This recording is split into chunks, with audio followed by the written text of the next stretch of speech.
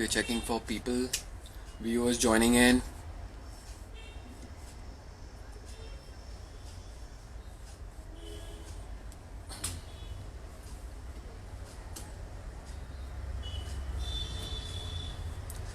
So, good evening, everyone. Welcome to another Soul to Soul sessions with me, AB. That's Amit Bhutani on a nice Wednesday evening. Hi, Jayanti. Yes, more and more viewers are joining in. Okay, so what Soul to Soul AB is about? It's about I get in experts from various fields related to physical well-being, mental and emotional well-being, and spiritual well-being. And we've had a lot of guests coming on, and we have spoken a lot through this platform on nutrition, supplements, diet, fasting, mental resilience during COVID pandemic. Spoke about tarot science, spoke about Bach flower remedies. We spoke about numerology. We spoke about pulse diagnosis, that is Nadi Pariksha. We spoke about general wellness and healing modalities. So we had some amazing session, and yes, it's the 10th one. It's my 10th session, and today we're going to be discussing something which truly resonates with me. We're going to be talking about energy healing, and I am going to bring in energy healing expert. Her name is Gayatri Punjabi. So just hold on, will I get her right now? A request, and we're just waiting for her to join in.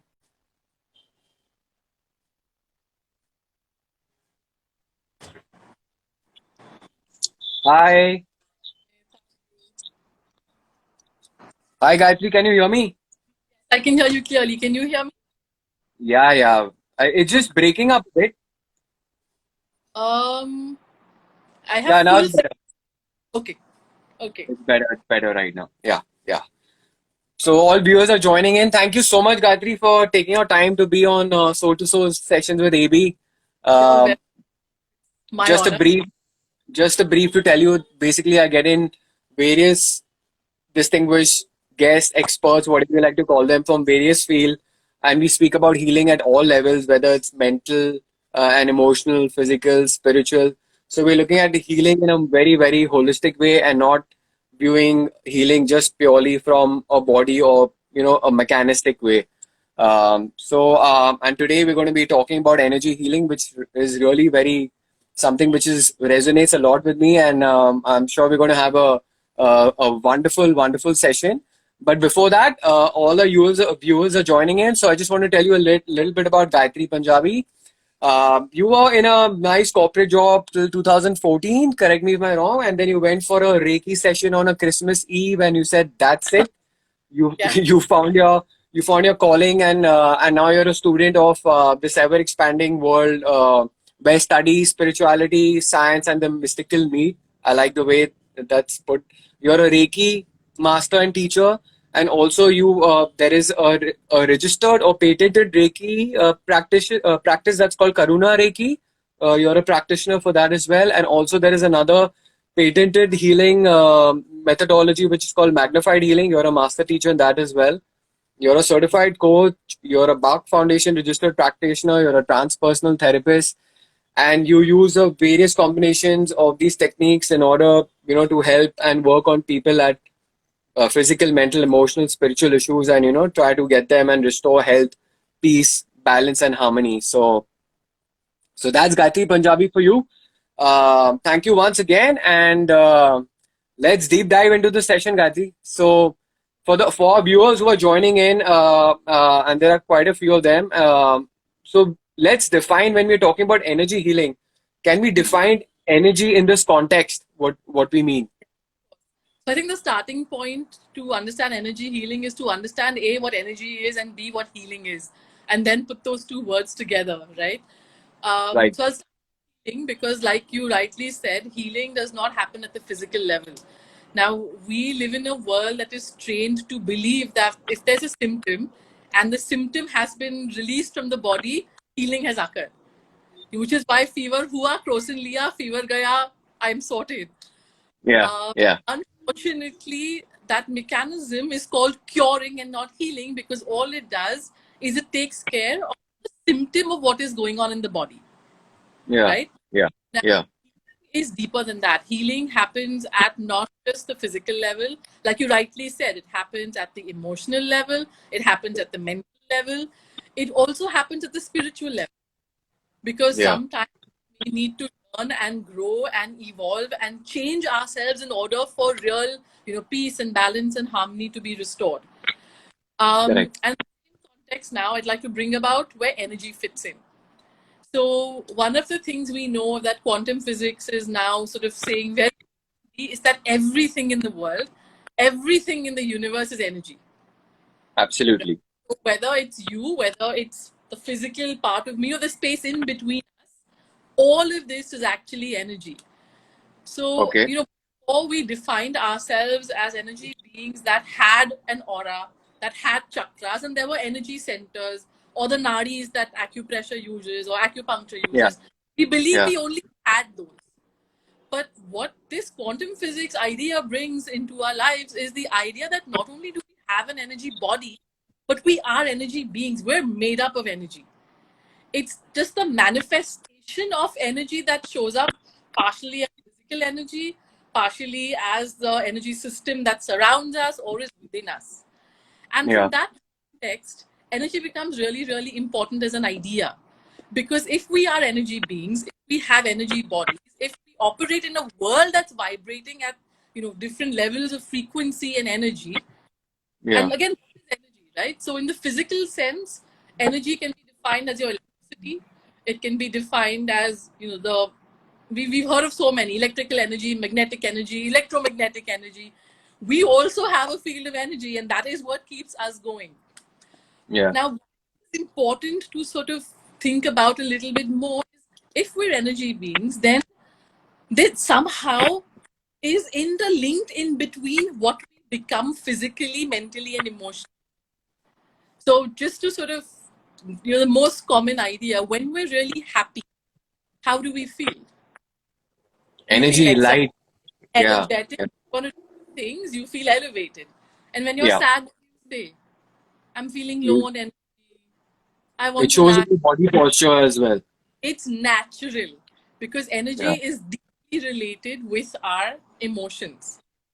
Now, at the physical level, what happens is that the same energy becomes denser and denser as denser and finally becomes matter. So we know that the molecules of, for example, a block of wood are more closely linked together than they are in air. Yeah. Exactly the same thing in the physical body. As the vibration slows down, as it becomes denser and denser, it becomes physical. The Yeah. subtler it is, the less visible it is to naked eye. Maybe that's why we discount it, but it exists. So that's why energy is important because it directly manifests as who we are and what we manifest in life. So that's very well said because so basically there is something which is called vibrating at a really higher energy level and then it comes down slowly vibrating at lower frequency and then comes into what we call as dense form or matter. And then since you are in this dense form and matter, you can only perceive things or sensations or through your five sense perception only those things which is fits in Mhm. that frequency band, right? Correct me if I'm wrong. But there is something a lot beyond that, and that is something I think where you work on with the energies, or like you say at the source level. So there's actually two ways and you can look at it. One is, yes, we're actually taught to believe that all we perceive through our five senses is real. But Yeah, Amit, think about it. If you were at a party and someone was glaring at you at the back, wouldn't you know that yeah, eye yeah, back of your head is an energetic picking up what's happening behind you, and your correct. energy is able to perceive that. Yeah, Even very well said. Yeah, yeah, when you meet girls who say that that guy gave me a creepy feeling, what is that actually a feeling of? So we use it in our everyday life and conversation without realizing that this is actually what energy is. It's talking to me continuously. Even yeah, spaces. Go to a space, you walk in. I love this home. It's so bright and chirpy and cheerful. What is chirpy and cheerful? yeah, yeah, The yeah. energy of, It's the energy. Yeah, so we are able to perceive it. We've just not sort of honed that as part of our natural language and skill. And lots of more people now are doing it naturally in a way. And what I see is basically there is that which exists, the energy, or probably you can feel it or sense it, but there is not kind of a, I think, a trust developed on this language per se right now. So, there is something out there, or some people have got the knack of feeling energy or the vibe, like you said, or you're entering into an office room and you really feel the tension, the thickness in that room, and that is energy basically. Now, how does one, or I would rather say, what is, to my next question, how do we use this energy for our well-being? What is the essence of this energy healing?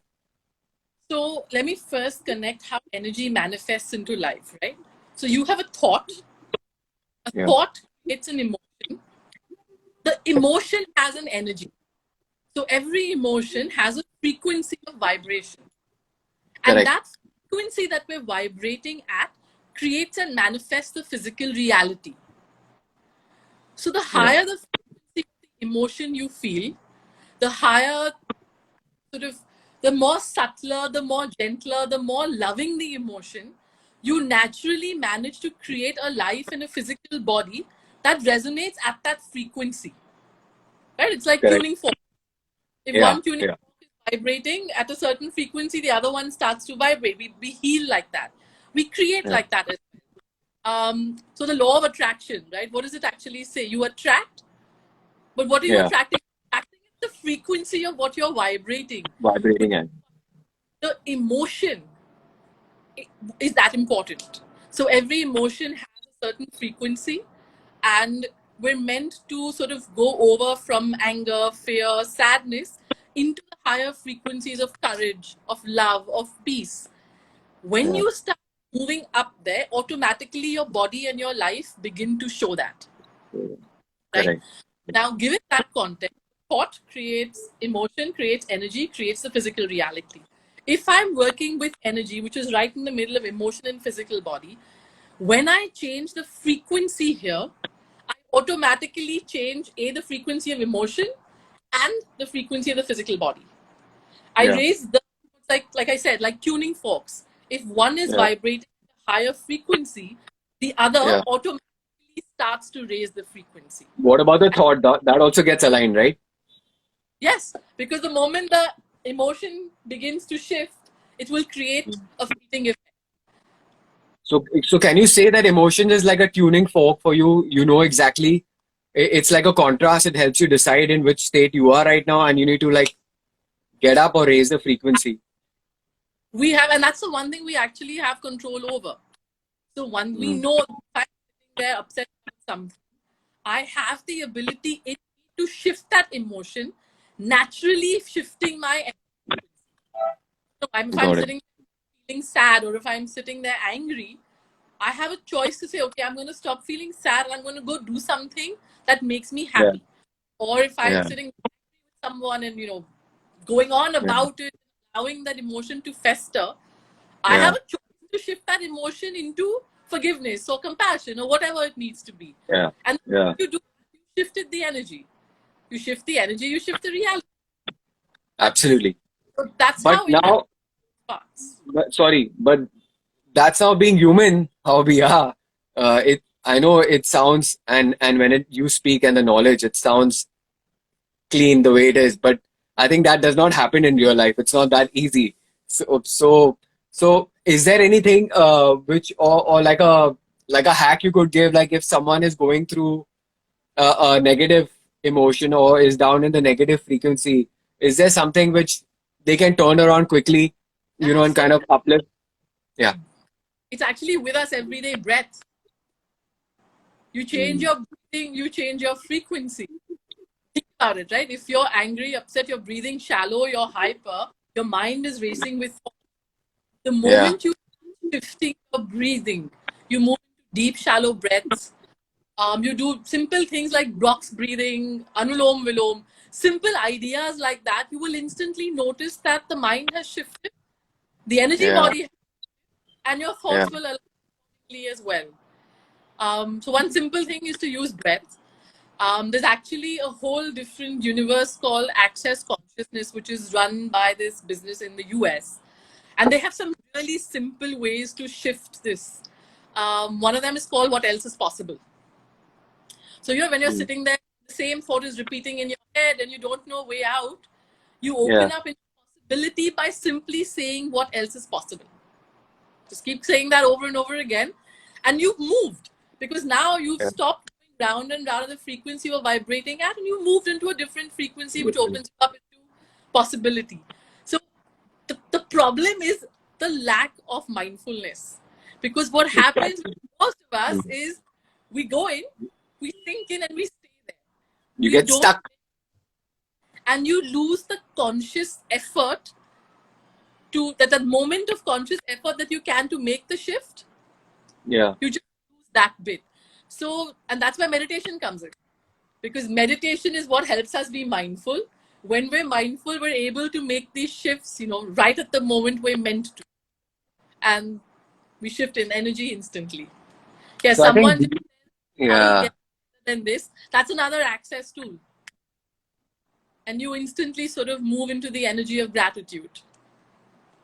So, I mean, you can go into the energy of gratitude. You can start get into breath, and then can get into even journaling. A lot of people do journaling, I think, to kind of shift the frequency.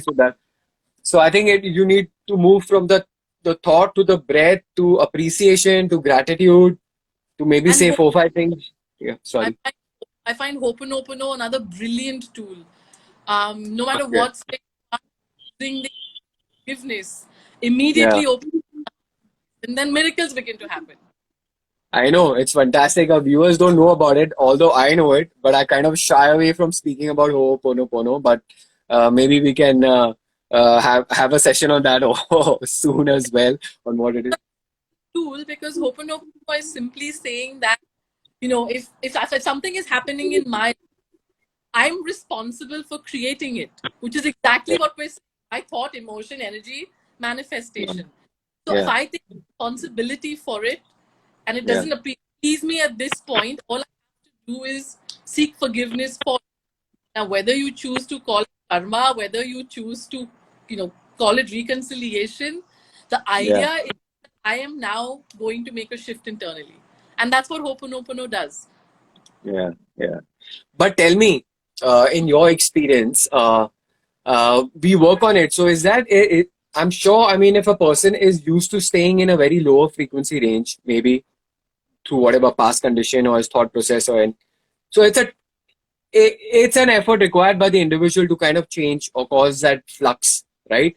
And and and then to perpetually try and stay there, it's a lot of conscious effort. I mean, I think all our lives we've been living very unconsciously, and when you start taking ownership and responsibility, it becomes too overwhelming sometimes, that you need to be consciously there, consciously aware, consciously, you know, taking care of your thoughts, of how am I emoting. So it should not. So what is your perspective? It should not become like kind of a stress itself that you need to be 24/7 conscious. I have a question for you. How many Yeah, people do you know are so conscious about their exercise and diet regimes that they will not eat one extra piece of chocolate? yours And truly. thoughts in there in your body which are affecting you and your life immediately is something which we Yeah, call tumor, right? We don't realize that that's actually what's creating all of life. correct, correct. We are So we yes, are going for the physical gym, but no one is working on the mental gym, I guess. and emotional gym is actually where the real game is. Yeah. So I think Disha said that consistency is really challenging sometimes. Yeah, so we just kind of I mean, think about it. Look at your everyday life, right? You'll go from having a really brilliant morning to one phone call that destroys your day.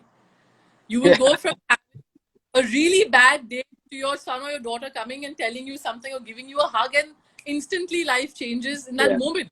So we yeah, are meant to have a range of emotions. And we yeah, don't take away from that, and life is going to happen.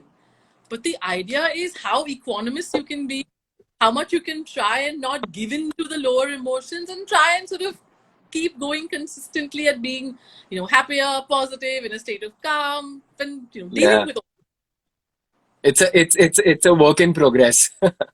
every day. uh, so I think my other question was basically connecting energy and manifestation, and it's absolutely right what you said. It starts with a thought, gets down to the emotion.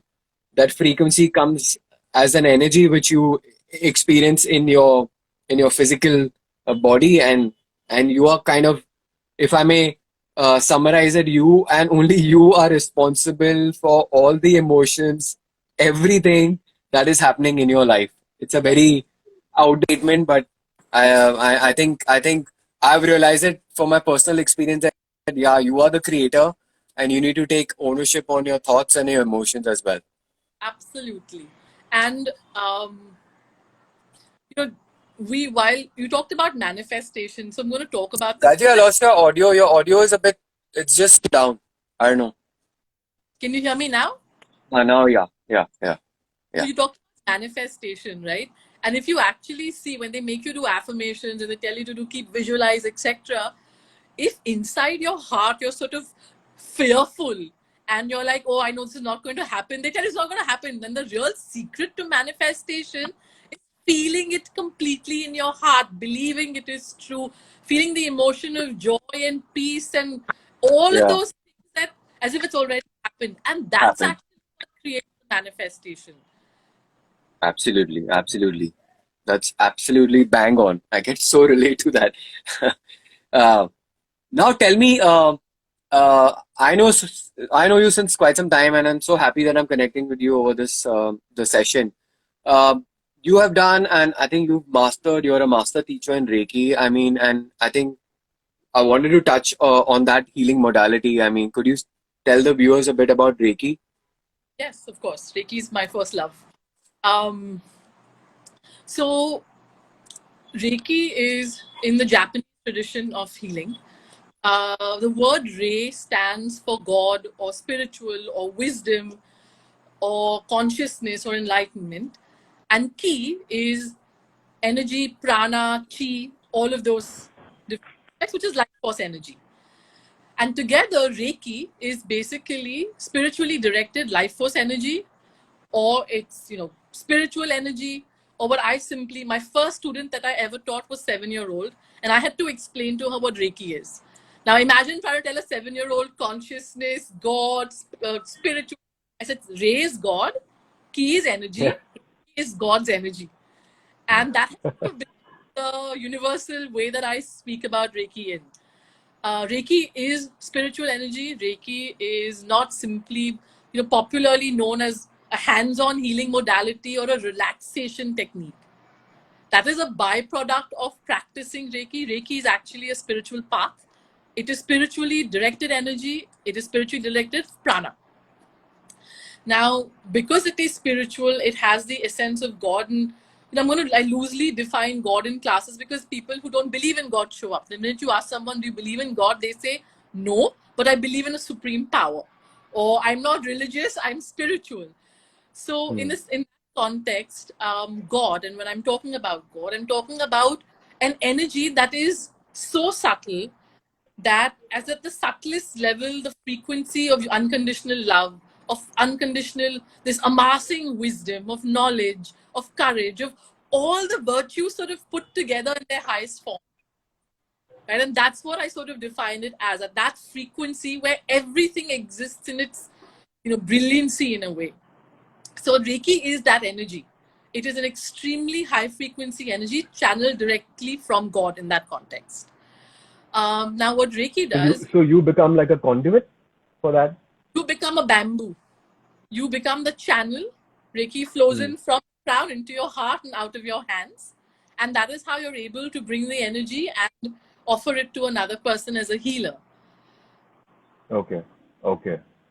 So I mean, is it something that I've heard a lot? Like if you're doing Reiki, you also need to be uh,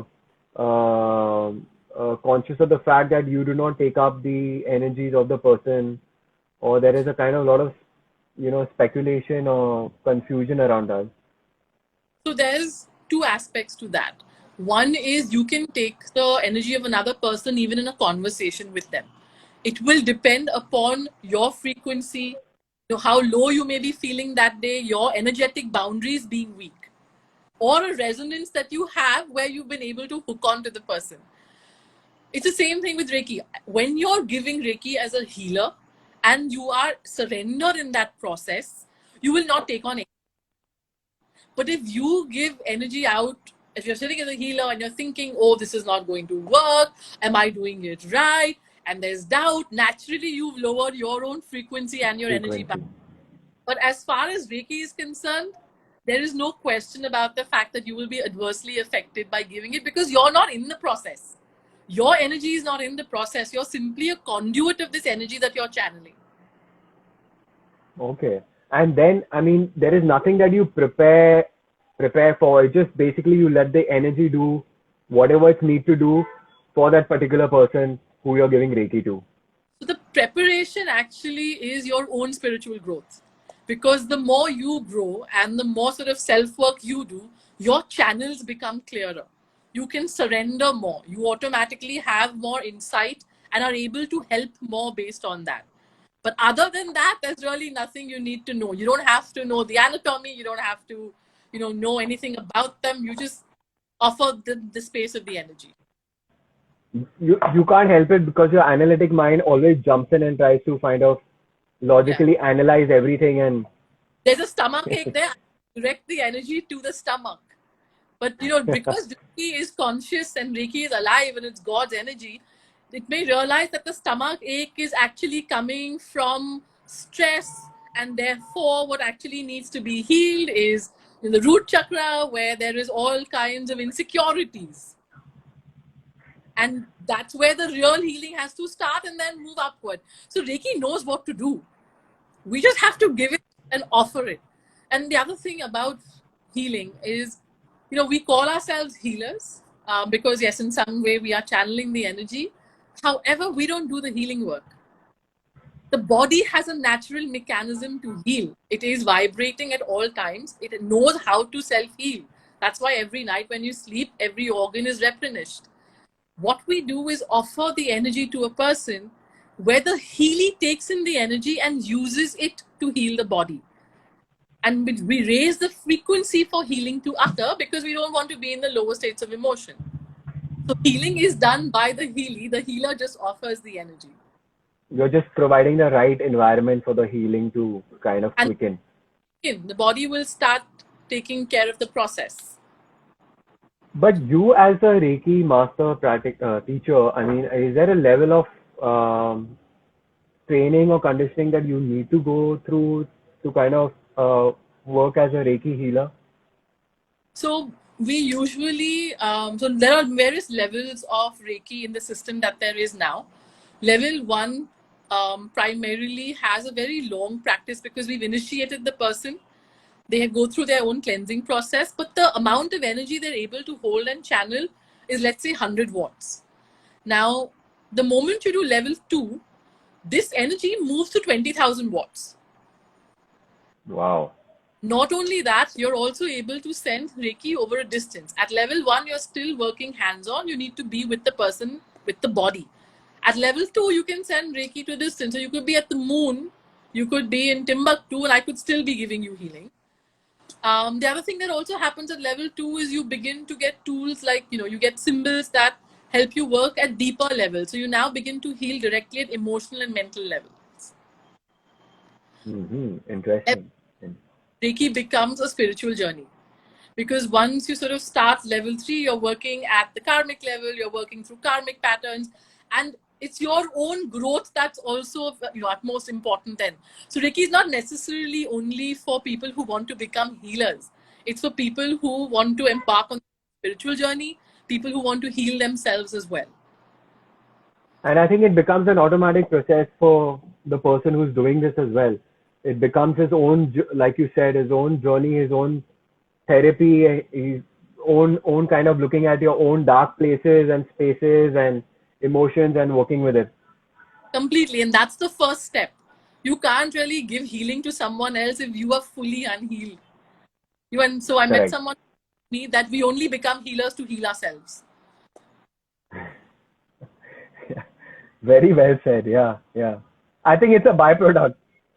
Yeah, it's a starting point almost. Like you become a healer and that happens. And the real journey is, healing yourself and working on yourself. So absolutely no point if some no I mean it's absolutely okay if someone contacts you now during the pandemic and asks you for distant Reiki healing. There's absolutely no problem. You've been doing that. Yeah, all the time. In fact, with even with COVID patients, we've Yeah. noticed that when I'm doing healing work with COVID patients, the intensity of the pain starts to get lesser. The fever breaks. People who've had fever and the fever is not broken for days together, one group healing that they've asked a request on the group, and the fever will suddenly break in the night. I mean, miracles happen Wow. like this. So, yeah, Wow. it's actually because you're also allowing the body to begin its self-healing journey. The immune system will Yeah. kick in. Rest will happen. If you haven't been able to sleep, you'll go into a space of rest because that's also what Reiki will provide for you. So all of that happens. So again, you're providing the right environment for that, for the virus to not exist in that body. The body to fight the virus naturally. Or then you have a higher vibratory body and then it cannot exist any which way, the And disease. that system being strong and you being, in a place of a high emotional vibration as well, automatically it won't affect you the same way. Wow. Wow. Amazing, yeah, amazing, Gati. But now I'm more curious about, you spoke about, I mean, you've done the Karuna Reiki practitioner course, and I think it's something which you cannot uh, talk much about because it's a kind of a, I don't know how to put it, a closed interaction, or I don't Not know. so so how you said that healing our own dark places. Yeah. Um, Reiki is sort of a deeper layer of healing. You cannot Hmm. do Karuna until you've already done Usui level 1 and 2. Usui level is the regular Reiki that we learn, the hands-on technique that we learn, which comes from Dr. Yeah. Mikao. So unless you've done level 1 and 2, you can't do Karuna. Karuna Reiki was Okay. brought in by a person called William Lee Rand, and which is why it's copyrighted. Um, and there's a certain set of symbols that perform much deeper healing. So, for example, cellular healing, balancing of the tattvas in the body. So, there's many different things. Grounding, beautiful symbols for grounding, for integration, for soul retrieval. So the work is deeper. But Karuna Reiki, in its essence, actually stands for compassion. Karuna means compassion. It is the Reiki of compassion. It comes from Kuan Yin. Kuan Yin is the goddess of compassion and mercy. And it brings you as your own, again, like I said, right? The first thing is your spiritual growth. So Karuna Yeah. Reiki, you learn to operate with compassion. It takes you to a point in a set of healing where you become one with this person, their suffering, and offer the healing from that point of view. Karuna Reiki is also different because, unlike just Usui Reiki, which is done primarily in silence, Karuna Reiki has symbols that use sound. So we tone and we chant when we give Karuna Reiki. This Oh, is okay. working with deeper shadows. We're working with soul retrieval. We're working with balancing, with deeper grounding, with all of those different things.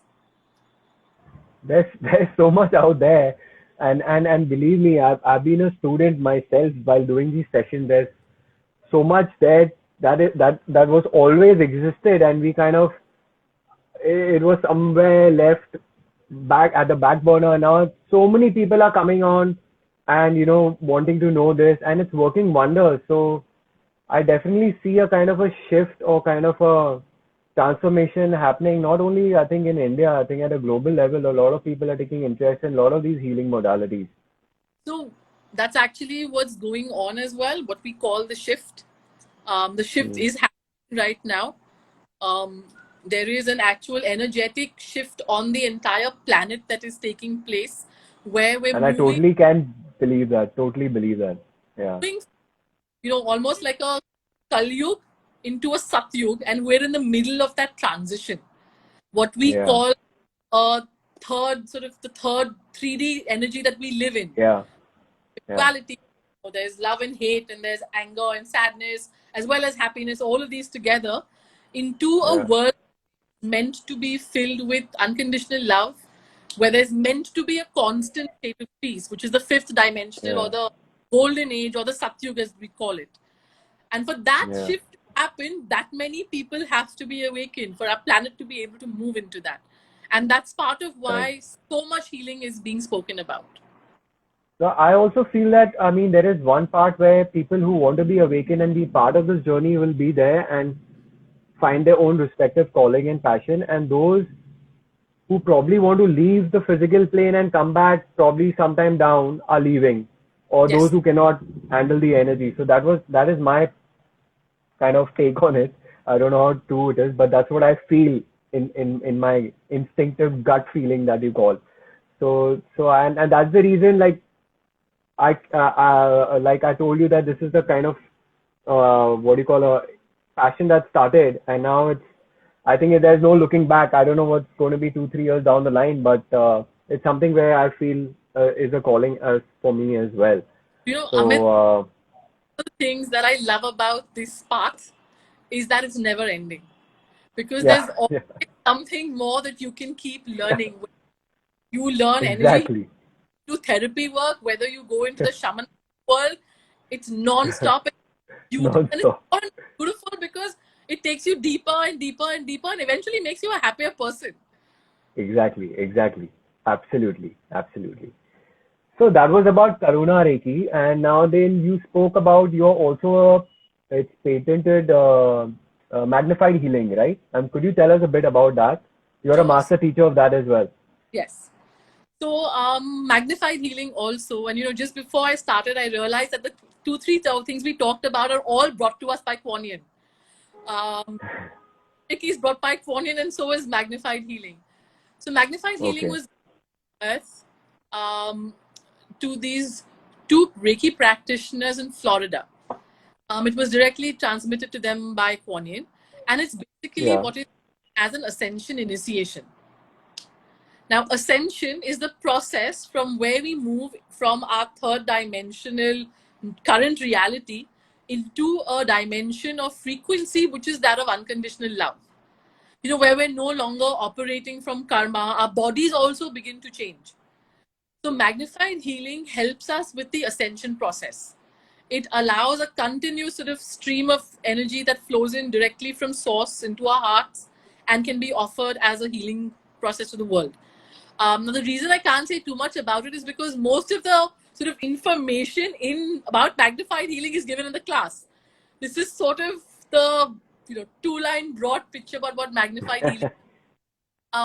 But what if someone wants to take a class now in this pandemic? It's not possible because you need physical contact, or you can do it virtually. So both Reiki and magnified healing need physical initiations. Reiki needs a physical attunement to happen, in which the teacher directly attunes the student into the energy. But with magnified, the entire class in itself is the attunement in some ways. And we only seal the energy in the initiation. So we got to wait, at least in Bombay, I know that we have to wait for a time when we can spend 2 or 3 days together in a room and work with the healing. But I think we're doing it in other places already.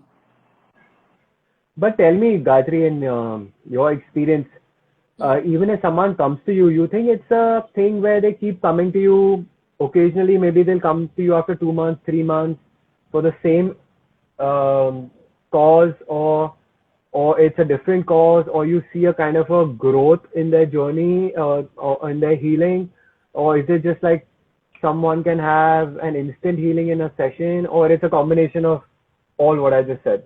It's all of the above. It depends on many things. So one of the most sort of interesting things about this is that it depends upon the person's ability to change. Yeah. Because if we've dealt with Sorry, I lost you for a second. Sorry, we lost you. Yeah. So if we've not dealt with the thoughts and the emotions that have created the issue, and the person has not made a shift in the way they think, if they've not made a shift in the way they believe the world to be about themselves or other people, then the healing will not sustain. Because if the thoughts are the same, you're going to repeat the same pattern over and over again. So real healing happens only when the person sees a shift in who they are. Now, I have had sessions where I've been able to work with someone in 20 minutes on a chronic nerve pain that had taken them 5 years of doctor visits and had still not worked. And it's never come back even today. Right? And that went Wow. away. So that has happened. And while I see there are other issues and some that I have as well that are still sort of more chronic in the healing space because the learning isn't complete yet. You know, we heal in spirals. We go deeper and deeper into the layers till we hit the root. Yeah. So while the Yeah. intensity of the problem may not be the same, you might have it still showing up because the learning isn't complete. Absolutely. So there's a question. Yeah. Saying. When someone approaches with a problem, how do you decide which healing process is needed? Where there's so many healing modalities. I guess So that's what he's trying to say. I ask for guidance. So one thing that Reiki also does is it opens you up into your own inner guidance, what you may call the higher self, what you may call God. And in meditation, you receive guidance. So you know that, okay, for this person, they need 3 magnified healings, or this person needs 5 Reiki sessions, or this person needs a combination of therapy work with a healing session with some Bach flower, and guidance sort of helps you with this the most. And it's the most easiest thing to trust. Your mind is Yeah. out of. I would like to say it's not the easiest thing to trust. You have to get your mind out of it. Yeah. Yeah, the higher power answers us, I guess. Correct. Absolutely. Fantastic. Anything else, Gayatri, you would like to share? I mean, we can go on, but unfortunately, we have some time. But is there anything that you would like to tell our viewers or like to throw in for people who are joining in? Are there any questions You're that already any? Awakenanda. We have Awakenanda joined in. Yeah. So I'm actually one thing that came in that I'd like to talk about. Let's talk about Ho'oponopono. I think it's one of those Okay. ideas that will really, really help people understand. It's simple. It Yeah. actually the energy level and changes everything. So is that okay? Of course. I mean, I know the technique, so I mean, please, I would love for you to talk about it. Okay. So Ho'oponopono is a method of reconciliation and forgiveness that the Hawaiians have used for eons together. It came into the modern world because Dr. Lee, who became a warden chief in one of the prisons in America, began to use it. And what they saw is that there was a prison with 42 prisoners, all of them in the worst sort of possible crimes committed. And they weren't able to paint the prison, the guards were falling sick. I mean, basically, what terrible energy does to a place. Yeah. When the new warden came in, he took all the files of the prisoners and put them on a stack every day. He would look at it every day and say, "I'm sorry, me, I love you, thank you," and would put the file down. Next, "I'm sorry, please forgive me, I love you, thank you," put the file down. And he did this over and over again for 2 months every single day. Now, what Yeah. happened at the end of this is within the next few months that followed, they began to notice that the prisoners had started to change. The guards were falling less sick. The warden was still there very, very much. They painted the prison. And within a year's time, they noticed that 40 of the 42 prisoners had been rehabilitated and back into normal society. Now, this was a Correct. miracle. And all this Yeah. guy did was look at the files and say, "I'm sorry, please forgive me, I love you, thank you." Yeah. Now, Yeah. the thing to understand is, why does this work? Right? So we say, "I'm sorry, please forgive me," because we say that now it's wonderful to say everything is karma. You know, I say, "Ye to mera karma hai, ye to meri." But what does that mean? It means that whatever my universe is a result of something I've done. So "I'm sorry, please forgive me" is taking responsibility for what I have done. Correct. Now, what the Hawaiians believe is that we're all one consciousness. So, as an energy, you, me, the whole of the earth, everything, we're one consciousness. If something is happening in my universe that is disturbing me, even if it's happening to my neighbor, but it's disturbing me and I'm aware of it, contributed to creating it in some way. Otherwise, it wouldn't be in my universe. So when we say, I'm sorry, please forgive me, we're taking responsibility for anything that we might have done in order to create this in our lives. So that's, I'm sorry, please forgive me. And then we say thank you. Now, again, like I said, right, the healing journey is that about learning and growth. Problems don't come into our lives because someone out there is trying to punish us. Problems come into our life for us to grow and evolve.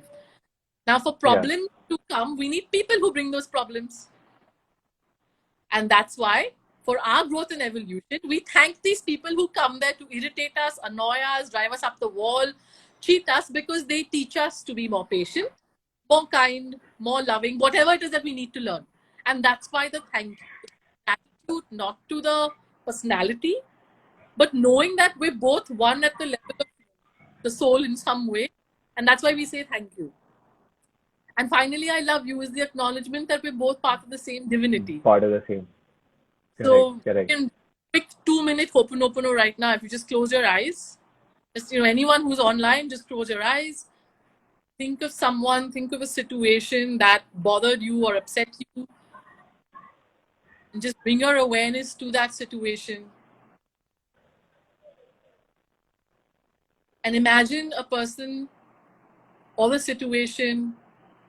And it could be anything. It could be a court case. It could be an annoying neighbor. It could be a cat that, comes and sits outside your house every day. Someone that betrayed you. Someone who's not listening to you. It could be any person, any situation. Imagine them in front of you. And take all your attention to the center of your heart. And from that space, just start repeating, I'm sorry. Please, I'm sorry. Please forgive me. I love you. I love you.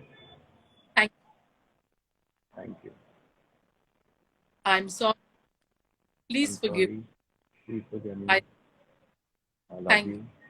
Thank you. I'm sorry. I'm sorry. Forgive me. Please forgive me. I love you. Thank you. I'm sorry. Please. Please forgive me. I love you. Thank you.